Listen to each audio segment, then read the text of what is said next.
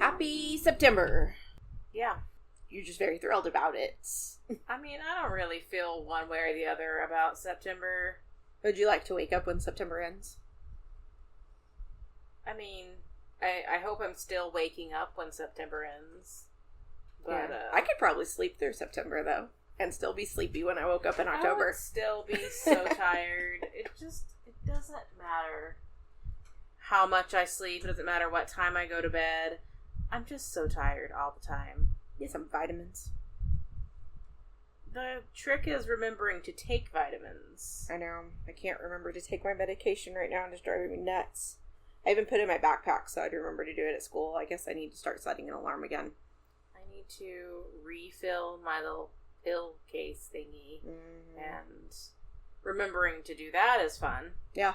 I know mine's right here, and I still forget to do it. Mine's on my dresser, and it just stares at me empty. Yeah. Yeah. It's the way of the ADHD. Yeah. And yet they want you to take medication for your ADHD, but it's like, how are you supposed to remember to take the medication for your ADHD? They should have a long-lasting shot for people like us. Yes.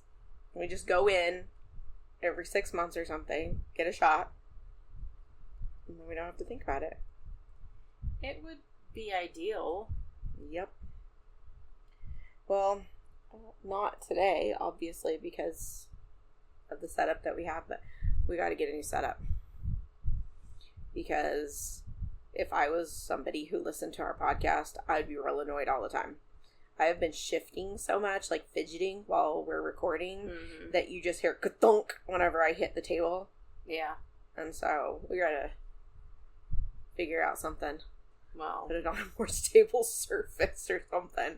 I don't know. I don't know what we would put it on. We start going back to Johnny's studio. I don't know. I guess. But I noticed the last couple of times that I've been editing, I just keep hearing ka-thunks whenever I fidget. So, apologies. Anything new at your zoo? No. Nothing is ever new at my zoo. I guess that could be both good and bad, depending on how you looked at it. I don't know. I've been feeling a great sense of boredom and, I don't know, meaninglessness. Great. So, I guess I would probably rather there be some new things at my zoo. Yeah, I have such a hard time, I don't know, sympathizing with the boredom thing because I don't get bored very easily. Like, I can sit here and do nothing and not be bored because I like doing nothing. Yeah, but like we've discussed in the past, for me, it's the dopamine thing. And I'm not getting dopamine from anything lately. You should learn how to get dopamine from TikTok like I do. And then don't have to worry about it. I scroll, but I don't enjoy it. Yeah, I mean, usually the scrolling is my executive dysfunction keeping me from doing other things. And so I'll be like, I need to do this thing, but look at all of the thousands of TikToks. Yeah, like, I scroll through Instagram and stuff, but it doesn't give me any... Hazel's gonna take care of all the ka-thunking today. Yeah. It doesn't give me any source of, joy. I don't know. No, it doesn't for me either, but like I said, I think mine is more that it's there keeping me from doing the things that I need to do. I don't know. Even if I'm not scrolling, I don't do the things that I need to do, and it drives me crazy. Because I actually want to do some of the things that I need to do. Yeah. But I can't bring myself to do them. Yeah. I have been rewatching Friends, and I finished it last night. But, I made myself finish it last night because there's things that I want to watch, but I won't watch them because I wanted to finish Friends again. I don't know if that's another one of those things where it's I don't know. Putting off the things. I watch things when I want to watch them. I don't. But most of the time I don't want to watch anything. And so I have a hard time figuring out what to watch because I don't get anything out of anything. Like, yeah. And so I end up just watching the same stuff over and over just because it's easy, not because I necessarily want to watch it. Yeah. I don't know. Man. Well, let's see. You got to listen to us complain for 5.5 minutes. Yeah. Good for you. Anything else? No, I went and sort of crafted at my friend's house earlier. Oh, I forgot you were going to do that. But we mostly just sat on the couch. Yeah. It's like my favorite pastime, sitting on the couch. Mm-hmm. So, alright. Well, I stayed in a room with bratty teenagers for 8 hours today. Yeah. I could have done that today, but I had already made plans to do this today, but I did get a call this morning to work at the high school. Yeah. I mean, I don't know that I would have gotten it with the system. That's true. There's a but goodness. What a mess. Alright. Well, would you like me to tell you a story? You may as well. We have nothing else to say. Not anything important or exciting or even interesting. No. Yeah, so anyway, we have a haunted location this evening. Okie dokie. I started to text you earlier and be like, could you write a story? Because I can't. I did it though. Considered it, but since I had plans, I didn't. Hey, I had plans today too. I still did it. No. Okay. Well, anyway, we're going to talk about Kenyon College. Okay.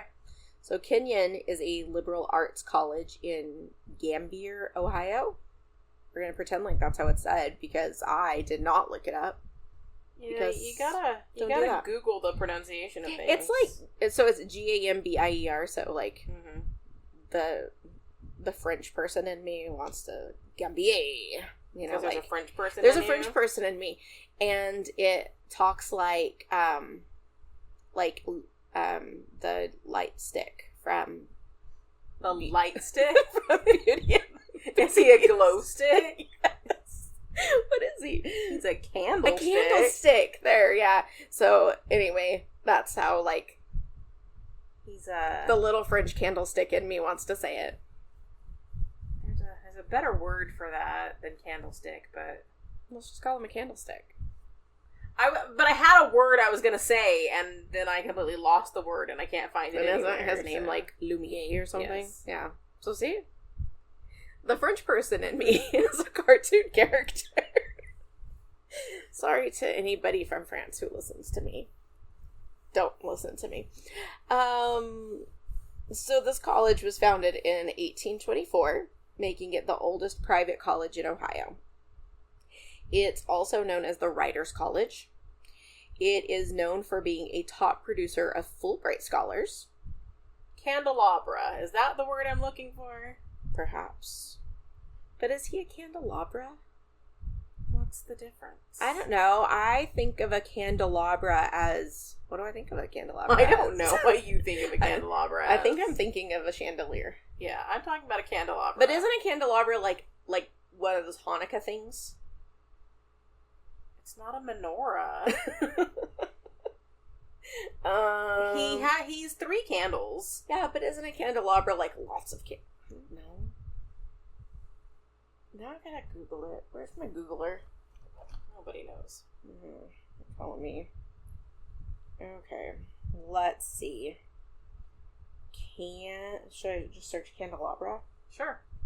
Candelabra.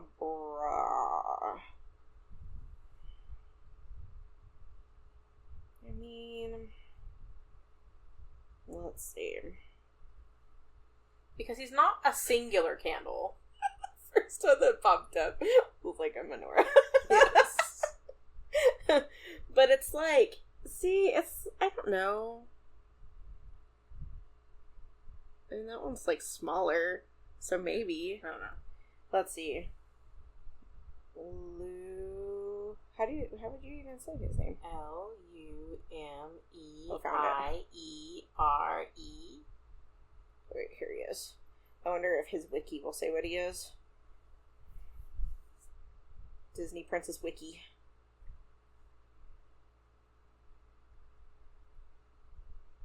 What? Oh my gosh, I am an adult. Thank you. A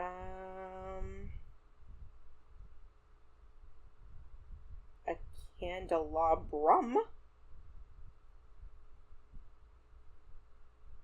is what this says. I mean, I guess that's a singular candelabra. But wow, we're just, let's see. A large branched candlestick or holder for several candles or lamps. Like this, a candelabrum. The pictures are like 3. yeah. So like how he And like is. I said, he's 3 candles. So what is the difference between a candelabra and a candelabrum? Well, candelabra is the correct plural form of candelabrum. Due to changes in English usage over time, candelabra is now properly used as a singular form, with candelabras the supposed plural form. Yeah. I feel like, okay, back to watching Friends. Mm-hmm. There's an episode where it's like Rachel's first night, like girls' night out after Emma's born, Mm-hmm. and Ross invites Mike over, and so it's Ross and Mike sitting in the like apartment, and they have absolutely nothing to talk about. Mm-hmm. And so they start getting the dictionary out to look up the difference between beer and ale and lager, and that's what that felt like. Yeah. Nobody cares. Yeah. And everybody's mad at us now. Yes. They've all stopped listening. Alright, so anyway, something about Fulbright scholars. I don't even know what that is, but I'm sure it's fancy. Yeah. It was worth noting in their whatever. Kenyon College has some famous alumni, including actors Paul Newman and Allison Janney, poet Robert Lowell, Rutherford B. Hayes, the 19th President of the United States, authors E.L. Doctorow and Ransom Riggs, among others. Okay. Yeah. However, in addition to its stellar academics, Kenyon is also known for its ghosties. Ooh. I know. So, I don't think I'm telling these in any particular, like, timeline order or anything. It's got some famous ghost alumni. It does. Some famous ghost alumni. Actually, no. I don't know that anybody's famous. Maybe they're famous because they're ghosts. That's what I'm talking about. Okay. Alright. What is she doing? I'm not sure. Playing? Just playing with deodorant? Possibly. Alright, whatever. Alright, so the first story involves a sort of controversial death of a student. So October 28th, 1905, Delta Caps... I already messed it up. Mm-hmm. Delta Kappa Epsilon was initiating new pledges. Mm-hmm. And while hazing laws have been in effect in some places since 1824, Ohio didn't pass their first anti-hazing laws until 2021. Yeah. It's a big yikes. So I don't know if we want to keep it PC and call this an initiation or just call it what it was, a hazing ritual. Right. But either way, here we go. So one particular pledge was 18-year-old Stuart Pierson. His father, Newbold Pierson. Would you like to have the name Newbold? No, not particularly. Alright, whatever. Was a Cincinnati lumber magnate. Okay. He had also been a Delta Kappa Epsilon, or Deke, as they're apparently known as. And so Well, I guess it's easier to say. Yeah. So obviously now Stewie wants to be one too. Would you call it a legacy pledge? Because I know, like, if your parents go to a college and then you go to that college, you're, like, a legacy... whatever. But I don't know if you call that with, fraternity pledges or not. I don't know. I don't know know anything about anything. To be perfectly honest. Same. Alright, well, I mean, like, my only frame of reference with fraternities is like, the skulls. Yeah. which I have not watched in a hot minute, or like that episode of Veronica Mars where I don't know if it was like part of their pledge that they like set her up as like making fake IDs or something to try to get her in trouble, and then she sneaks into Duncan's house and like he's pledging and like his dad's also like a pledge and it's all like famous old men in town or whatever. Yeah. But anyway, so anyway, so Newbold was scheduled to come in by train the previous evening to be there for his son's initiation because I guess he was a big wig with the fraternity.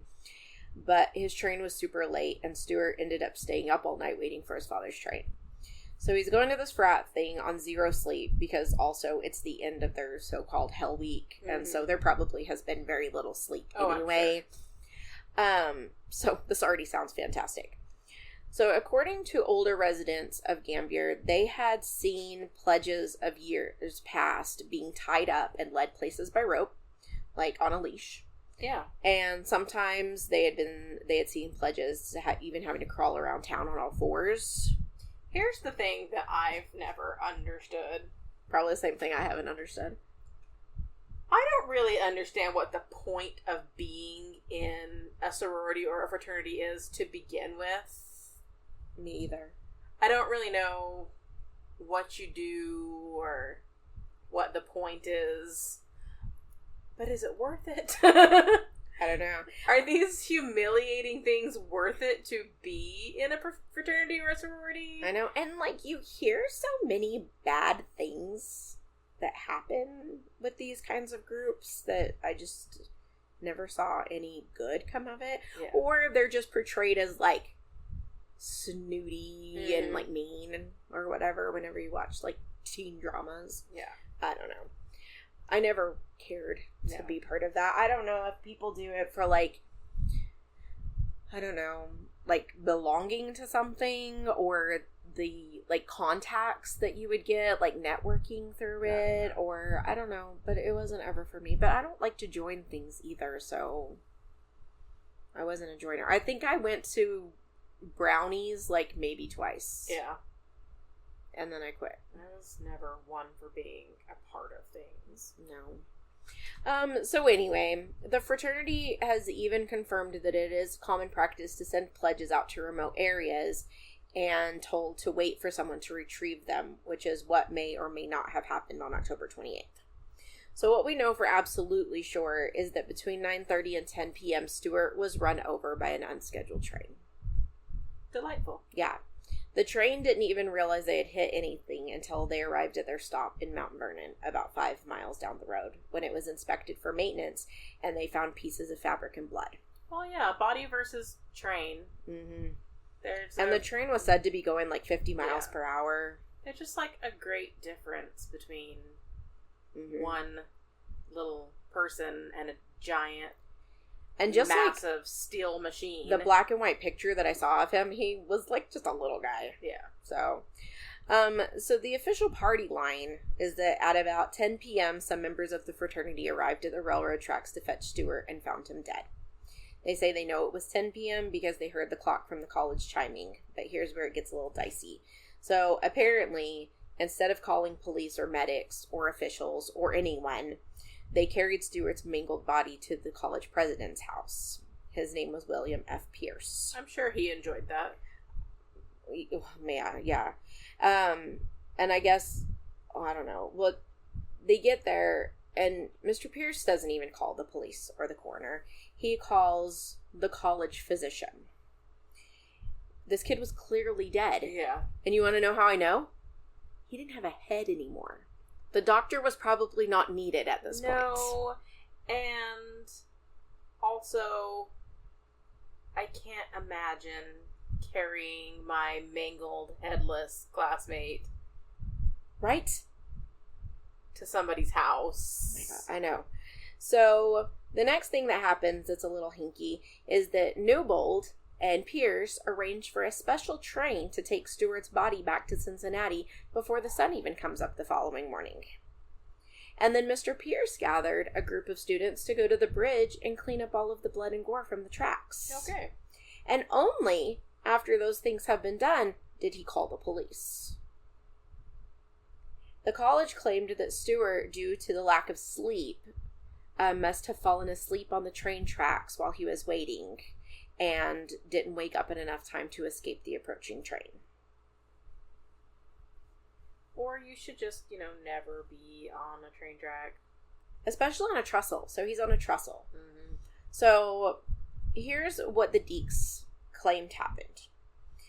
They told Stuart that he was to report to the train trestle over the, again, did not look this word up, Kokosing River. And he was to stay on the trestle until someone came to fetch him. This was designed to scare the pledge, who wouldn't have had anywhere to run if a train came through. However, the Deeks said that they knew that no trains were scheduled to go through this area on Saturday nights, which was a fact, and so there shouldn't have been any danger. However, on this particular Saturday evening, 2 trains had been scheduled to go through for maintenance purposes. So 2 groups of Deeks left for the bridge to retrieve Stuart at about 10 o'clock, like they said, and had planned to approach him from both sides of the bridge.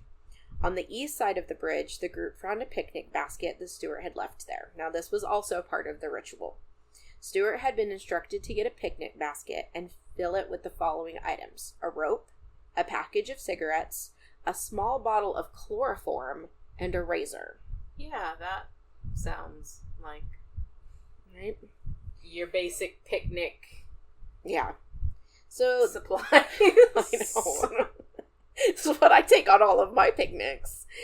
So the men began walking along the tracks, and at about 60 feet onto the bridge, they came upon the body of Stuart Pierson. And it was not pretty. His head was crushed. His right hand had been almost completely ripped off of his arm. His left knee had been separated, and his jacket was completely gone. So then, to make matters worse, they heard the sound of the second train that had been scheduled for maintenance approaching. And so they had to grab Stuart's body and run off of this trestle, which it's not easy to run on train tracks because you have all of the ties in between. Mm-hmm. Plus you're carrying this dead body. They made it off of the bridge mere moments before the train roared through. Newbold was apparently in the group on the other side of the bridge, and they didn't make it to the bridge before the train came through, so they waited for the train to pass, signaled to the other group as they had planned, and when they didn't get an answer, they assumed that the other group had already collected Stuart and headed back to the frat house. The group who found Stuart freaked out when they heard the signal from the other group because they knew that Stuart's father was with them. And they didn't want to be found with Stuart's dead body, and so they took him and ran to the president's house. And this was when Pierce called the doctor. He informed Newbold, had the group of students clean up the bridge, and then sent Stuart and his father back to Cincinnati before the police were informed. Once the police were informed, the coroner, William Scarborough, was not the happiest camper. No, I don't imagine. No, he could not believe that they had not only sent Stuart back to Cincinnati without letting him examine the body, but that they had actually cleaned up the scene of the accident before anybody could look at it. Yeah. So he jumps on the first train to Cincinnati, and he meets some other detectives at the Pierson house so that he could look at Stuart's body. Scarborough and the detectives noted that Stuart had deep scars and bruises on his right wrist and left ankle. His right hand was nearly torn off, and they found rope fibers on his body. Mm-hmm. Their conclusion was that Stuart had probably been tied to the railroad tracks by at least his right hand and his left ankle. Newbold claimed that he would assist in any way with their inquest, but then instead he prepared a statement for the newspaper saying that the college was completely not at fault and he didn't believe that Stuart had been tied to the tracks. Okay. And poor Dr. Scarborough, since he wasn't able to observe Stuart's body or the singing before it had been cleaned up, he didn't have enough evidence to bring the case to a grand jury. And plus, this fraternity had deep pockets and connections. Oh, I'm sure. Even President Roosevelt had been a Deke. So, public opinion definitely put the blame on the college and the fraternity, and believed that Stuart had been tied to the tracks. Newspapers even speculated that the chloroform in Stuart's picnic basket had been used to knock him out before tying him to the tracks. But nothing ever came of this, and no one was ever charged. The college's admission rates took a hit that took decades to recover from. But that was kind of the most that came out of it. In 2010-ish, using modern forensics, a man named Jim Kasulis looked at the evidence gathered from Dr. Scarborough and the Cincinnati detectives, and he believes that Stuart was indeed tied to the tracks. Mm-hmm. I guess the school doctor, and I don't know who else, the president of the school, said that the bruises on Stuart's wrist and ankle were from the impact of the train. Yeah. But this guy was like, a train going 50 miles per hour would have pulverized anything that it hit. And Stuart's head was the only thing that was pulverized. And so he thought, or really believed, that Stuart probably either came to from the chloroform or was just already awake and tried to free himself, and that he had actually nearly ripped his own hand off trying to escape the oncoming train. Yikes. Which is, like, so sad. Yeah. So, I can't imagine being awake in that situation. No kidding. Like, if that were the case. Like... Mm-hmm. Well, and I was thinking about it because it said that it was just like an engine and a caboose because it was just something that needed maintenance. And just living right here by the tracks, you know that when it's those like short little trains like that, they fly through here. Uh-huh. They whistle, but if you happen to be crossing the tracks, I don't know that you'd have enough time to get out of the way because they're going so fast because they don't have all that weight pulling them. Mm-hmm. And so that's just no bueno. So now students claim to see Stuart's ghost haunting the West Wing Bullseye Room, which is in the building where the Deeks would have been doing their, ceremony or whatever that night after they had reclaimed all of the pledges. And so he's also known as the Deek Bullseye Ghost. Mm-hmm. As far as I can tell, people just see him, like, standing at the window or something like that. I don't think he really does anything. Sometimes students claim to hear train whistles blowing when there's no trains going through. One student who actually lived in the Bullseye Room, though, said that and it's called the Bullseye Room because it has a window that kind of looks like a bullseye. It's one of those round windows that, like, swings open. Yeah. So he said that he locked the window and then went out for the night. And he said it's a really hard lock to lock and unlock because it's rusty and it's old. Mm-hmm. And he returned to his dorm room that night. The door was still locked, but when he opened his door, the window was wide open. Yikes. And he was like, I guess that was Stewie. And he went to sleep at his girlfriend's house. You can have the room, bro. Yeah. Another night, he was sleeping in his room, and his girlfriend was sleeping in the room with him. And he felt a cold hand on the back of his neck. And he woke up, but his girlfriend was asleep, and her hands weren't anywhere near his neck. Uh-huh. And he looked over, and there was, like, one of those little, like, Coraline doors next to his closet. And the lock was broken. And, like a crazy person, he grabbed a flashlight to investigate. Yeah. I would have just been like, I gotta go. You sleep. I'm just gonna go. Hi. He said that when he looked inside the crawl space, he found signatures on the walls, pledge books, Deek pins, and he saw one inscription that said SLP 1905. So yeah. Stuart Pierson 1905. So the next ghost that we're going to talk about is the greenhouse ghost. So in the 1940s, there was a pool in the Schaffer building. So it was called the Schaffer Pool. Okay. I guess it's Schaffer. It's Schaffer. And this was nicknamed the greenhouse because it had a glass ceiling. Okay.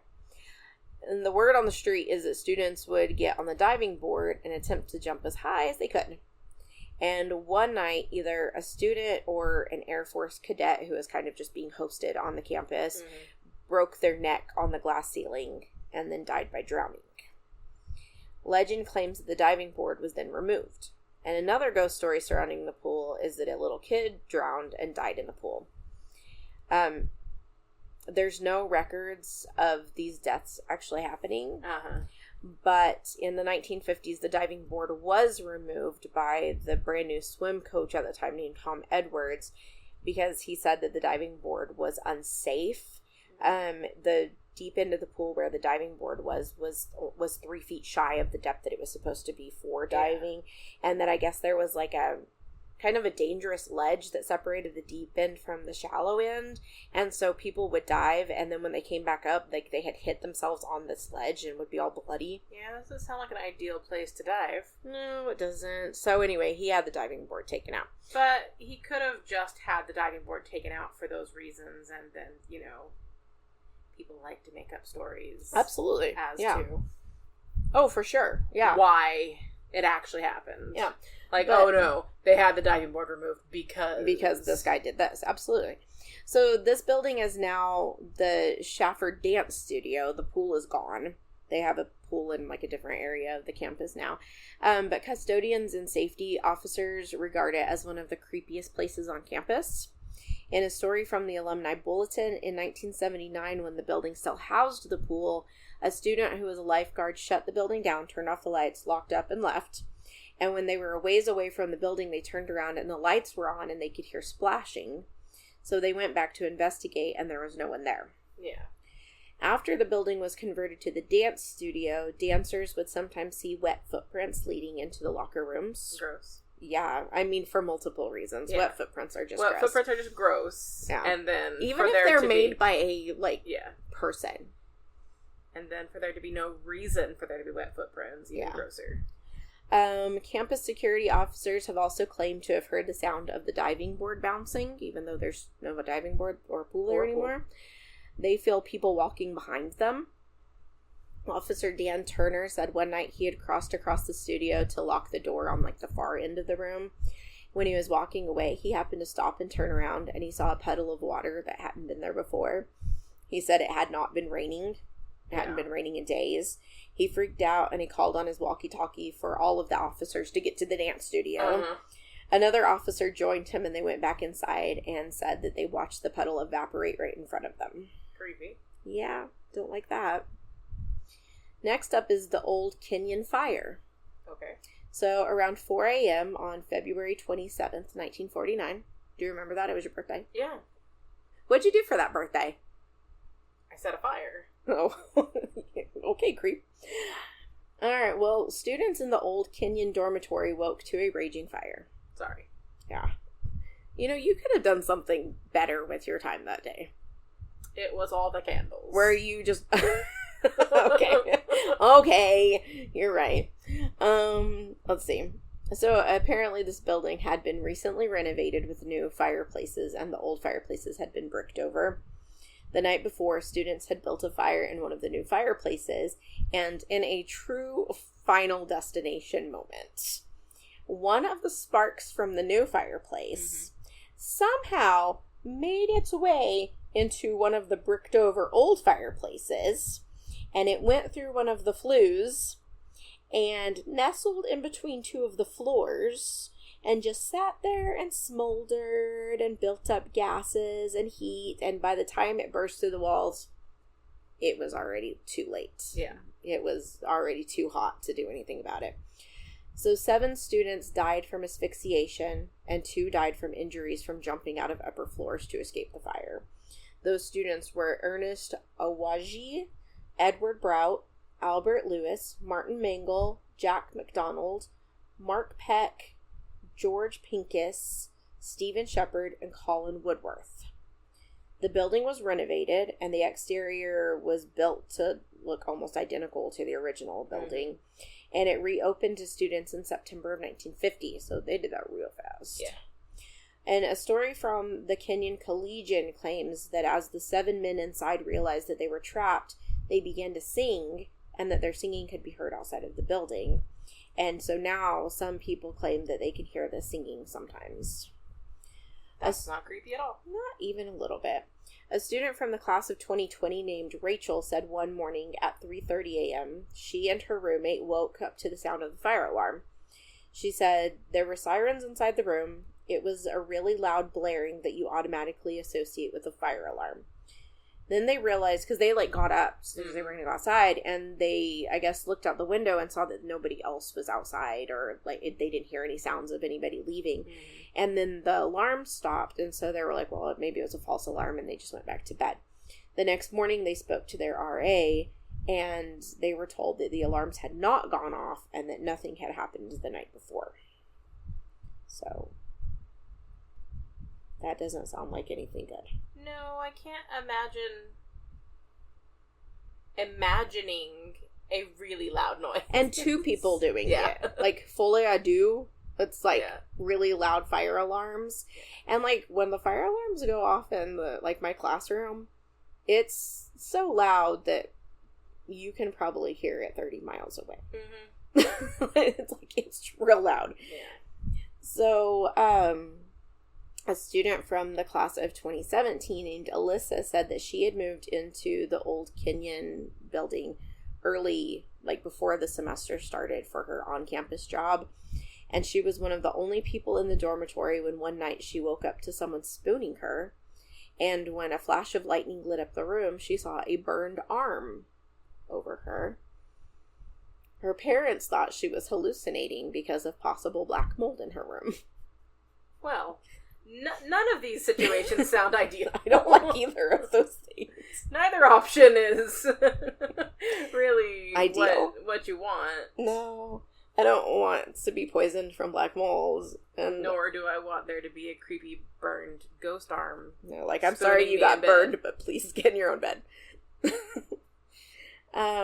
Another student who was living in one of the rooms, that had been one of the rooms that had burned, said that he heard someone pounding on his door yelling, "Get out," and when he went to the door, no one was there. And another student said he was shaken awake in the middle of the night and someone yelling, "Ed, wake up, fire." And this was the room that Edward Brout had died in. So those were the ghosts of the Old Kenyon fire. At least some of them. I'm sure there's more. Yeah. And then we have the ghost of the Hill Theater. This one's pretty straightforward. So the story goes that 2 people were killed in a car accident before the theater was even built in 1937.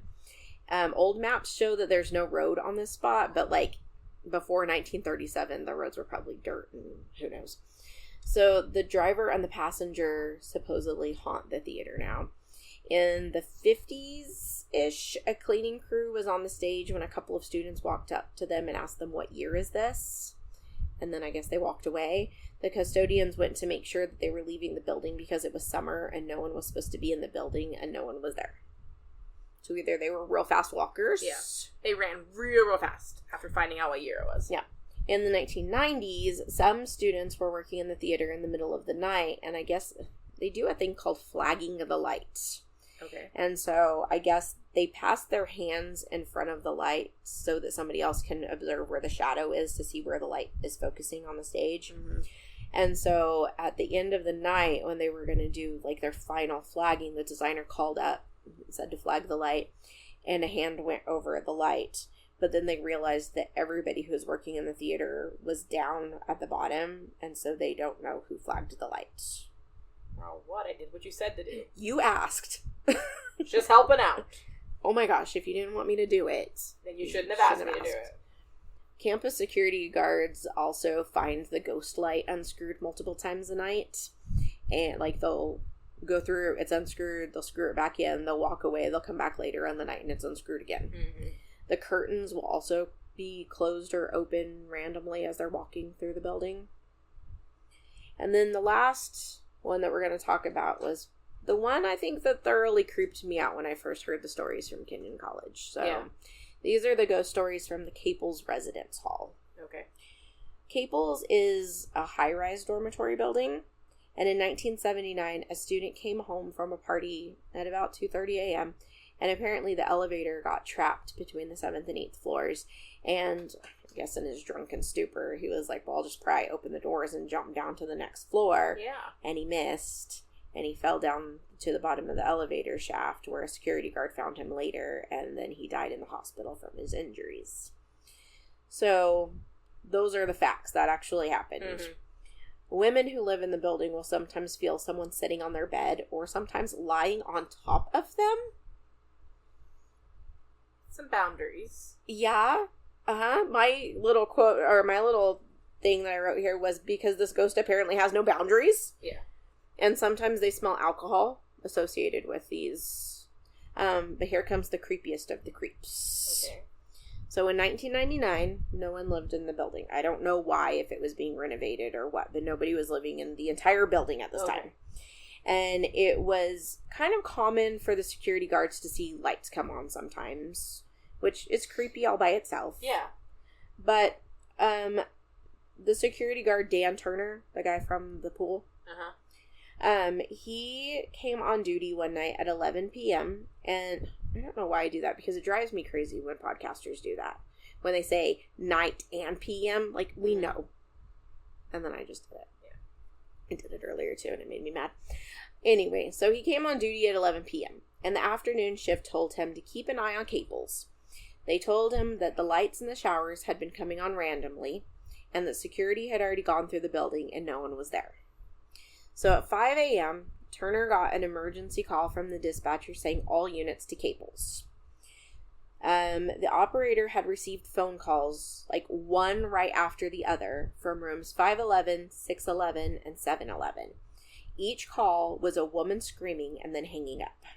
Creepy. And she insisted that it was a woman, not like the screechy sound of like dial-up internet or like fax machine. Yeah. So Turner gets to the building first, and he's been instructed to wait for people, so he parks in a place where he can see both the front and the back entrance. Nobody comes in or out of the building. Excuse me. So he and the other officers who arrive go through every room, including the roof, which was padlocked, and they find nobody in the entire building. And so I don't know if it was when they were going up or coming down, but on the 5th floor, a hot shower was running, like steam billowing, everything, like it's a hot shower.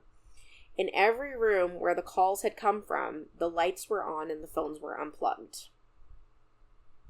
So they turned off the shower, turned off the lights, plugged the phones back in, and as they were leaving, a call comes from room 811 with a woman screaming and hanging up. So Turner runs back upstairs, the lights are on, the phone's unplugged. And this time, he also heard the elevator starting to go down. And the way the mechanism worked on the elevator was that it would stay on the last floor it visited until someone pressed a button to call it. And none of the officers that were below him claimed to have pressed the elevator, so there was no reason why it should have been moving. And nobody got off the elevator. All right. And so that is the story of the one college in the United States that if Bear says, I really want to go there. No. No, thank you. Give from no. So, I don't know. I don't like that last one. No, that one's pretty creepy. Yeah. The first time I heard it, I was like, oh, no, thank you. And it stayed with me because, yuck. And just like the screaming and hanging up. Yeah. And then being unplugged. But just to answer the phone to a woman screaming, period. Yeah. In an empty building. Yeah. I don't like it. No, thank you. All right. So there's you some sweet dreams. Some sweet little memes. Yeah. All right. Well. Some nightmare fuel. Now you're going to have to watch My Little Ponies before you go to bed. Right. I don't think that we subscribe to anything that My Little Ponies is on anymore. I don't think we do either. Guess you're going to have to watch Star versus the Forces of Evil. I pretty much do that anyway. Or Amphibia. Right. What's this cat doing? She's making up for lost time. Since you replaced her with kittens. She's the one that moved out when I got kittens. Because you replaced her with kittens, and she's so sad about it. She can't believe you do that to her. Yes. She's the one that chose not to come in the room. Yeah. But anyway. Yeah. So, there's some creepy stuff for you guys. Yeah. Probably still not creepy enough to scare our mother. Probably not. She'll inform us later. Yes. She'll be like, that was baby stories. That wasn't even creepy. I was so ready to be creeped out, and that wasn't even creepy. She was like, I was just laughing at you guys saying that was creepy because, oh my god, that was so not creepy. Yeah. Alright, well, remember that you can find us on social media at Twisted and Mysterious Podcast. Nope. Twisted and Mysterious, or you can email us at twistedandmysteriouspodcast@gmail.com. I wonder how many times I have to say that before I get it right the first time. We'll learn it one of these days. Probably never. Yeah. Send me ideas for stories, because that's always nice. Yeah. And my problem is that I have ideas for stories, but the research overwhelms me. Yep. I have lots of ideas for stories too, but, sometimes it'd be nice for somebody else to tell me what to do. Yeah. It's nice to not have to brain. Absolutely. Okay. Well, I'm going to go to bed now. I'm going to go to bed in like an hour and a half after I edit this. You kind of have to edit the podcast first. Well, without further ado, remember that people are gross and don't get murdered. Because then you might haunt a college. As a ghost. But if that's what you want to, if you're gonna be murdered, I just hope that you're living your best ghost life. Yeah. Alright, see you next week. Don't scream at people on the phone. Don't do that. Although, it might be fun. Maybe for a ghost, but not for those experiences. As a ghost, I really want to do that. Okay, bye. Bye.